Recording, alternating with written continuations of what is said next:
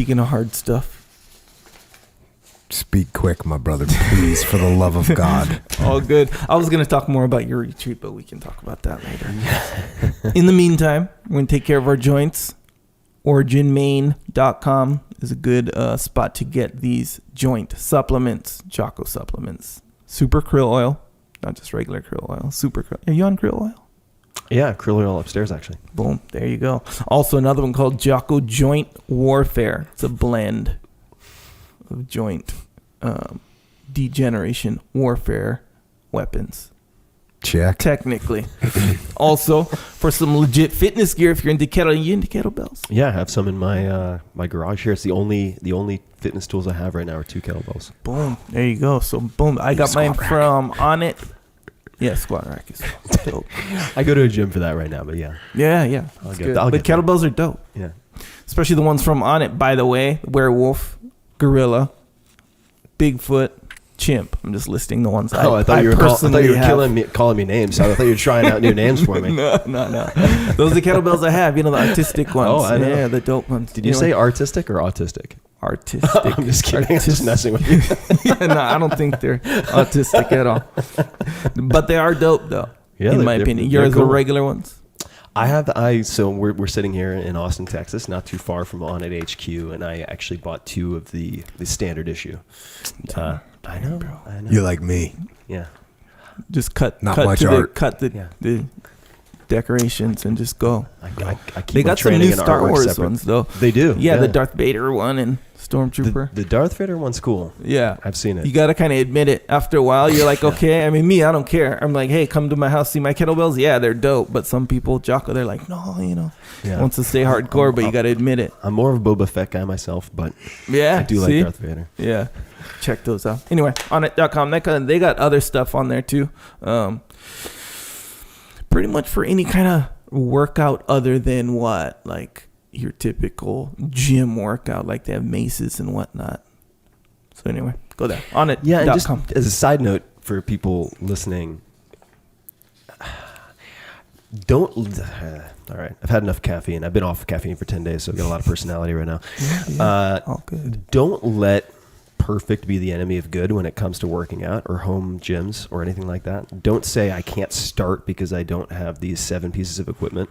For 2 years, when I had very little money and was training in jiu-jitsu, when I just moved to the Bay Area, which is stupidly expensive, I had roommates and no space whatsoever. I had one 53-pound kettlebell, and I did everything with that kettlebell. Yeah. Mm-hmm. I got into that combined with jiu-jitsu. That's all I had space for was one kettlebell. I got into some of the best shape of my entire life. Yeah. You're like, kettlebell, 53 pounds, that's nothing. It's like, okay, do 20 pistols with 53-pounder. Yeah. You're done. Yeah, let's see how you do. Yeah. Let's see if you can do one with a 53-pound kettlebell. Yeah. Because a lot of people couldn't even do one pistol with a 53-pound kettlebell. Yeah, that's like the goal. Yeah. Yeah. And I don't want to say I was against kettlebells before, but you know when they first kind of came on the scene here? Yeah. And people were like, yeah, kettlebells, and look how cool we are. You know how like when people do that, you kind of build this kind of natural, resentment, but just some resistance. Like, I'm not going to jump on your little bandwagon. I see what you're doing, I'm going to stick to this. What? Yeah. And then finally I got on the boat and kind of should have got on that earlier, man. Yeah. The kettlebells. And you don't need to be, I will say, not a doctor, don't play one on the internet, but just to keep Jocko's liability insurance premiums low, kettlebells, don't get too fancy, kids, with the kettlebells. Don't pick up a kettlebell for the first time and try to do snatches. Yeah. It's a good way to get reconstructive shoulder surgery. Yeah. You don't need to do a whole lot. If you just do two-handed kettlebell swings properly, which I would not, in my book, would not be above the shoulder, and you do, let's just say, some Turkish get-ups, even partial Turkish get-ups, and a handful of other exercises, in particular to windmills and Cossack squats and so on, you really don't need much. And you don't have to do potentially dangerous ballistic movements to get a lot out of kettlebells. Yeah, and I personally would even go further and say don't do much. Like especially like the Turkish get the snatch too. Like these ones where snatch if you in particular. Yeah, if you're trying to like, let me see how much I can get and let me get that big one, because it's cool. You look at them and this one's like obviously bigger than the other. Oh, I'm going to do that one. I like how you're talking over here, because like the last time you were at my house, I was over there doing every exercise with the biggest kettlebells I have. Yeah. So I dig it, man. But man, if you start doing these snatches or I have this Bigfoot one. It's 90 pounds. Yeah, it's heavy.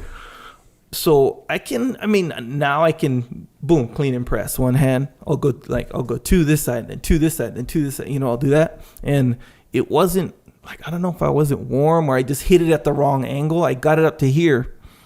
And then when I pressed it up, I think it was too far back. Yeah. So it went like when I pressed, it was weird. You know how kettlebells are. They hang back there. Right? Yeah. So when I pressed it up, it's almost like it went backwards. Messed up my shoulder a little bit.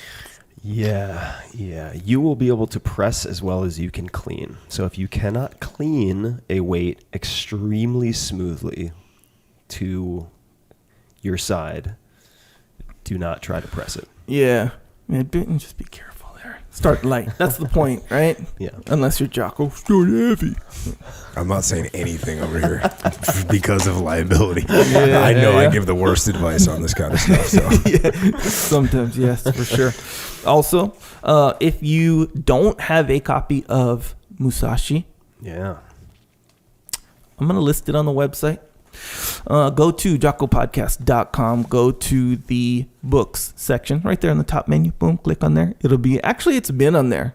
It's been on there since you mentioned it. It's been on there for a year. Yeah. Musashi. So if you a lot of don't people have read it. Yeah. I'll put it right at the top. Don't even have to scroll down. Boom, click on it. Could I add another book to the books page or of course, recommendation? 100,000%. That's a lot of percent. I'm on it. So I have a brand new book that is out, which Jocko is a part of, as a continuation of our lifelong partnership. Jocko has a reappearance in Tribe of Mentors, which is, I think, the easiest to read book that I have yet put together. It is brand spanking new, has 130 people, all asked the same 11 questions that were most burning for me. And is that a 1,000-page book? Because it's thick. It's thick. It's shorter than Musashi, which isn't saying much. It is about 650 pages. Each profile ranges between 2 and 10 pages. And a number of the people who came up in our conversation, like Dan Gable, who won a gold medal in the Olympics for wrestling without having a single point scored on him. Ridiculous. It's like winning Wimbledon without having a point scored on you. It doesn't happen, people. And many, many, many others. So it covers every possible facet of human performance, whether it's physical training, expert meditators, world-class investors, the founders of Facebook, Twitter, Salesforce, LinkedIn, you name it. If you want super, super tactical nuggets of advice, including some from our good friend, Jocko Willing, then Tribe of Mentors is a easy to digest, choose your own adventure book that would be a nice nonfiction complement to our friend Musashi. Yeah, I'm going to put it up there right next to it. Boom. And so what that does is you click on it, takes you to Amazon. Boom.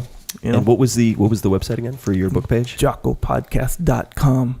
I think it might be /books, maybe, but the easiest way, the top menu on the website, but it just says books from episodes, whatever. Bam. Yeah, click on there. Boom, click through there. And if you're doing any other Amazon shopping, hey, carry on. No one's going to stop you there. Also, subscribe to the podcast. I was just going to say, they may have already removed this little glitch in the system, but I used to be able to buy trap bars and so on Amazon Prime with no shipping. Trap bars? So a hex bar. Equipment. Oh, right. It's like 60 pounds to 100 pounds of metal. While you're picking up your brain food, you can pick up your body tools. Boom, potentially. Yeah. Dig it. You can get anything from Amazon. Yeah, Amazon's pretty good with their shipping situation. I got to tell you. Oh, yeah. Like, even if you want it, like, whatever, the next day, they're like, pay additional shipping. It's like $4 or something. Oh, it's amazing. Yeah, they got something right on that one. Anyway, also subscribe to the podcast if you haven't already on iTunes and Stitcher and Google Play and Spotify, I think. Real confident there. Yeah, no, whatever you're listening to the podcast on, boom, subscribe. Also, on YouTube, if you haven't already. There's more than just the podcast on YouTube. There's excerpts on YouTube. Well, are you going to put some takeaways, or what are they called? Outtakes from this one? Because there were some pretty funny ones in the beginning there. Yeah. I forget that they were, but we were all laughing. So I'm sure good. I think so. In fact, yes, that's exactly what I'm going to do, which is one of the many reasons to subscribe to the YouTube channel, in my opinion. What is the YouTube channel? Jocko Podcast. You're a pro. The ubiquitous. You're a pro. Just making sure we spell it out. I'm so bad at this. I'm just the hand-wavy P.T. Barnum guy. Yeah, I guess technically when we say subscribe to the podcast, technically we are asking them to go on YouTube, search for Jocko Podcast, make sure it's the correct one. You know, sometimes they'll be like Jocko Academy Jocko this, or something. Jocko that, yeah. See, Tim adding tons of value. Yeah, you could get, and since this will not be published for probably a few hours at least, you guys could get a URL like jockosubscribe.com and then have it point to a page on your website where you have all of the links where people can click for different services to subscribe. Man, I wish I had somebody that worked with me that like did computer type stuff and stuff like that. Because maybe they would have done that already. You know what's funny? At the beginning, when we first started this stuff, like I was thinking of all of these things. This is what I'm going to buy Jocko Podcast, this and all this, and we can have them all, and we'll all do this stuff. And then, like your whole attitude, you didn't tell me not to do it. I'm not blaming this on you. I'm just saying that's what I was real fired up to do. But he's like, no, man, that's it. Jocko Store. That's it. You know, like super simple. So I'm like, oh yeah, that's cool right there. So like all the cool little things. Now I will in Jocko's defense. I'm sorry. No, say it. I'm not good at You're messing this whole thing I see up. tears welling up in the eyes. In Jocko's defense, I will say that a lot of people who try to start podcasts or do X get caught with the obsession on new tactics, and then above tactics you would have strategy, and then above strategy you would have principles. And so if you're constantly focused on optimizing for an additional 1% with these tools, you get nowhere. On the other hand, if I would say, like you guys have done with this podcast, focus on exceptionally high quality, that fixes a lot of problems. And then other people use tactics on your behalf, and you don't have to be as concerned with the ebb and flow and expiration dates of said tools. So there's always a good time, always a market. You're right on that side. The only uncrowded market is great. That's the only uncrowded market. Yeah, dang. See, and just to be clear, when you were like that, it wasn't that you were like influencing me not to do it. You just like the way you were was cool to me. I was like, dang, that's cool. So I'm gonna just keep it super simple too. You know, it was me just trying to be like you. But yeah, I thought of that same thing. I'm gonna have a thing and it'll have all the links. Oh man, it'll be great. But then meanwhile, it's like, let's record a podcast. So okay, let's do that. You know, so we let that other stuff go. Anyway, YouTube. Back to YouTube. Jocko Podcast. Jocko The Podcast. regular logo, black, white letters. Boom. That's it. That's the one that you want to subscribe to. Also, Jocko has a store. It's called Jocko Store. See that? No bells, no whistles. JockoStore.com. T-shirts, travel mugs, bumper stickers, all that stuff. Some rash guards. New rash guards. Hoodies? Thicker hoodies. I got people sending me pictures of hoodies. thermometers in Nebraska. Say, where's my hoodie at, dude? Yeah. Actually, yeah, someone did that to me too. Yeah. What about your crop tops with the discipline equals love on them? Are those out of stock still? Those are out of stock, bro. Well, crap. Actually, but the women's stuff is back in stock as well. That was out for a while. So the girls, for the ladies. Yeah. Boom, back in the game, big time. Some patches in there, and again, the rash guards, Warrior Kid. I think that's the one. Yeah. Actually, there's another one. They're out. Yeah, you They're out.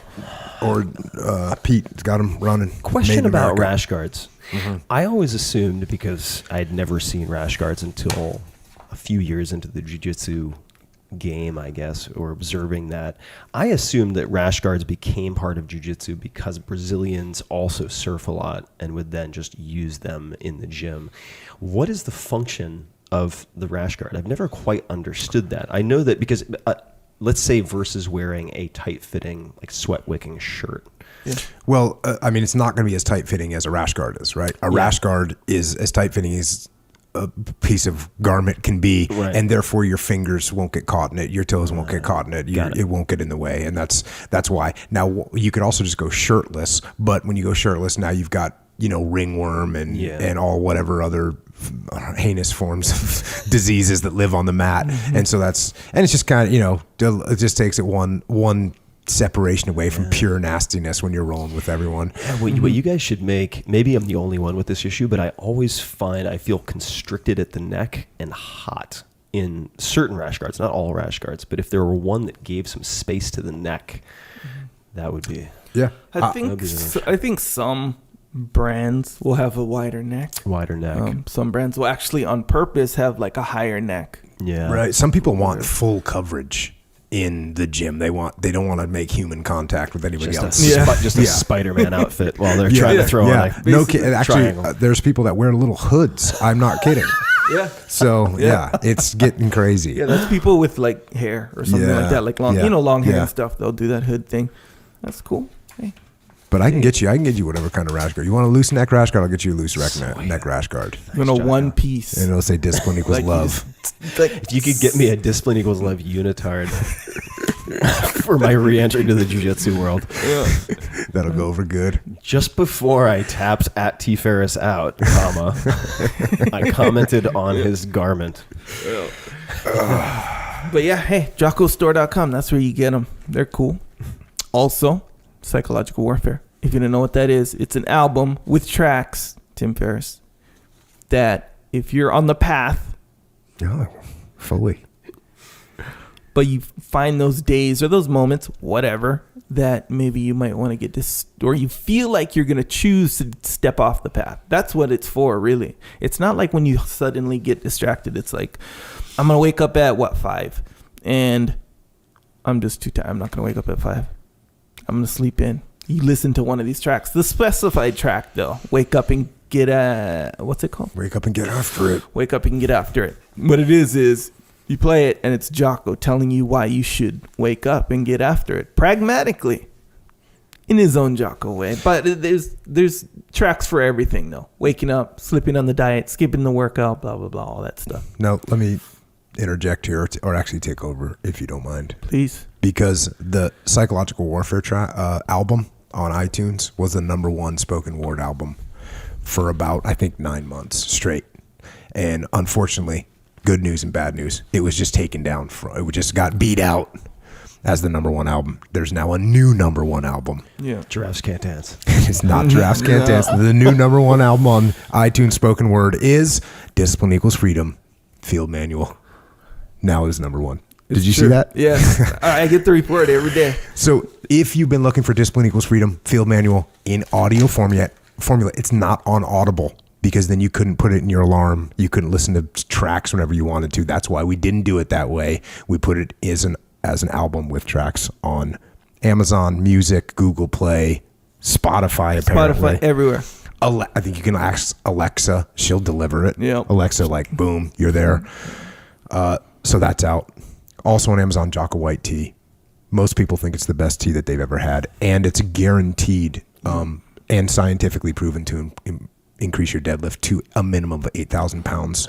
We have all backed up data on that one. Double blind, quadruple blind. Other books to get on Amazon, and we might as well just put all these books on our website. So first, Tim, obviously, 4-hour work week, 4-hour chef, 4-hour body, Tools of Titans. Those are all books, awesome books. And I was thinking about 4-hour work week.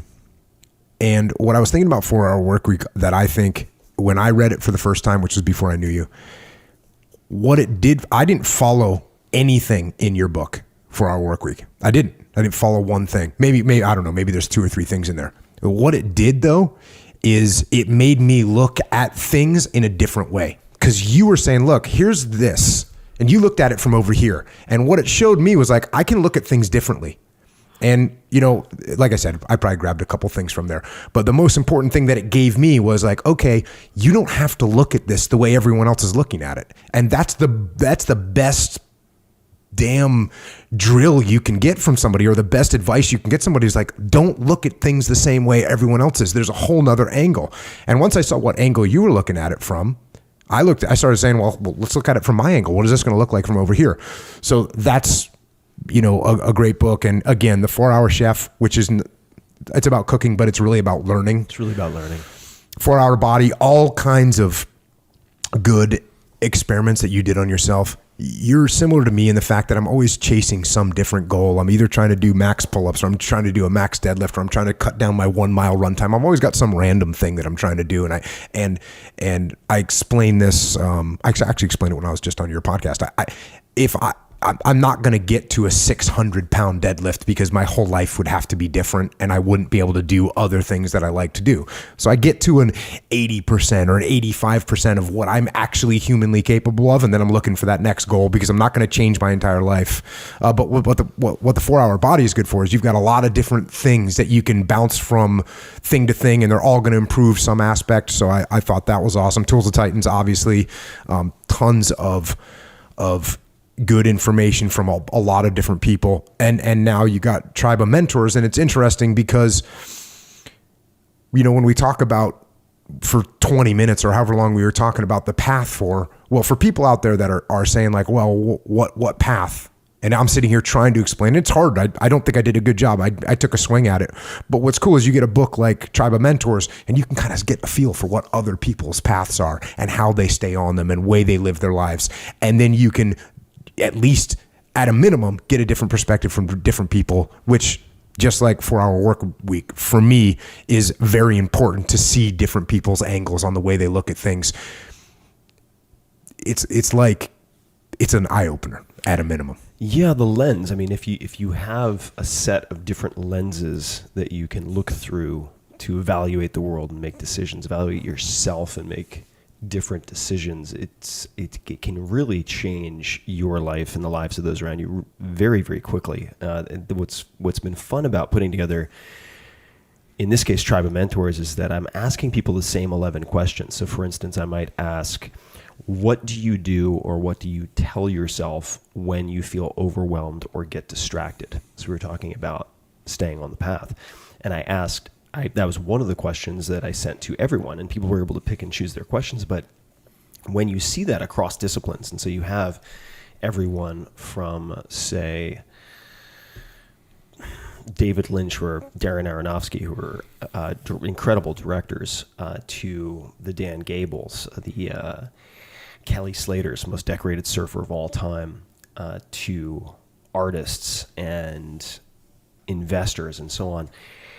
There are commonalities, so you can spot patterns and then assemble your own toolkit of these first principles that we've been talking about. So for instance, one that I've been applying, there are many that I've been applying myself from the book.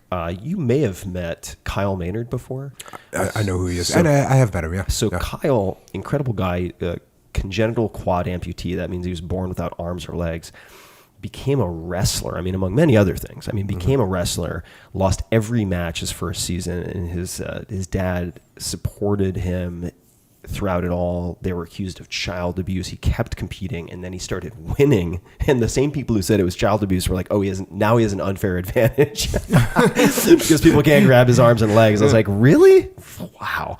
What a world. And just a fascinating guy who has done a lot, climbed Kilimanjaro. I think he was the first person ever to do so, quad amputee without prosthetics, carried the ashes of a fallen member of our military to the top, which was one of their dying wishes. And he gave a piece of advice that he learned from a business icon, which was, you can't answer 7.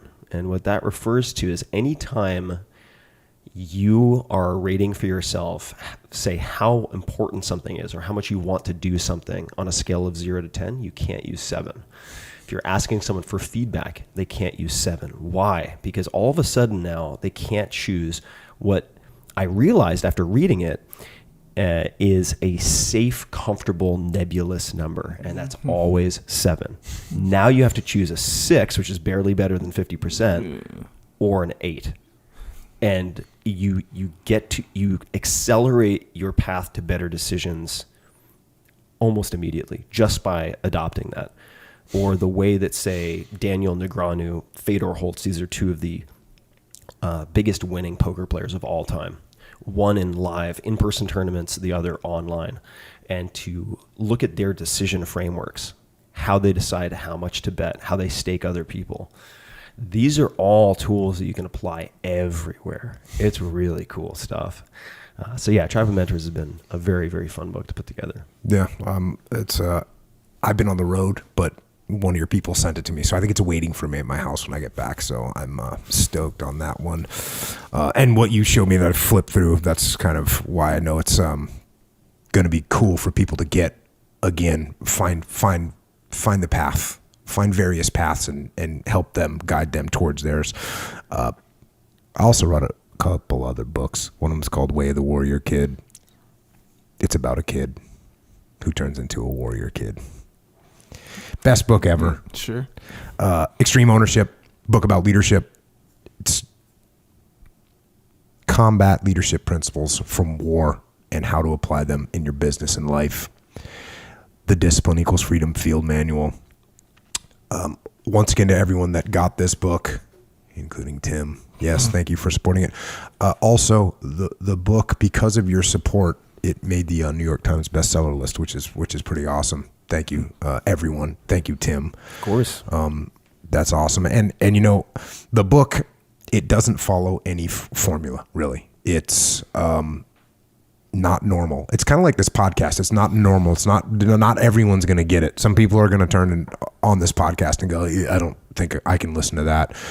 That's okay. Same thing with the book. That's okay too. I'm not here to write things that everyone likes. I'm not here to record a podcast that everyone wants to listen to. I'm okay with that. Those of you that do get it, thank you for getting it. For those of you who don't get it, why are you still listening? It's 3.5 hours later. Stop punishing yourself. They're imposing discipline on themselves. I can make it through this guy's annoying voice for another 20 minutes. Like I said, the audio version is on MP3 platforms. I've been asked that 5,000 times on social media. I've answered everywhere, by the way. Everywhere. So that's good. If you need some leadership support for your team or for your business, Echelon Front, that's our leadership consulting company. It's me, Leif Babin, JP Donnell, Dave Burke. info@echelonfront.com if you want to get it. Echo, you got any closing thoughts? That's it. Thanks, Tim. Again. Yeah, thank you, gentlemen. And I use the word gentleman loosely. If you want to keep this conversation going, we are actually on the interwebs fairly heavily on Twitter, Instagram, and Facebook. Echo is at Echo Charles. I am at Jocko Willink, and Tim is at T Ferris, 2 R's, 2 S's on Twitter, on Instagram, at Tim Ferris, 2 R's, 2 S's on Facebook, Tim Ferris. You got it. Did I miss anything else?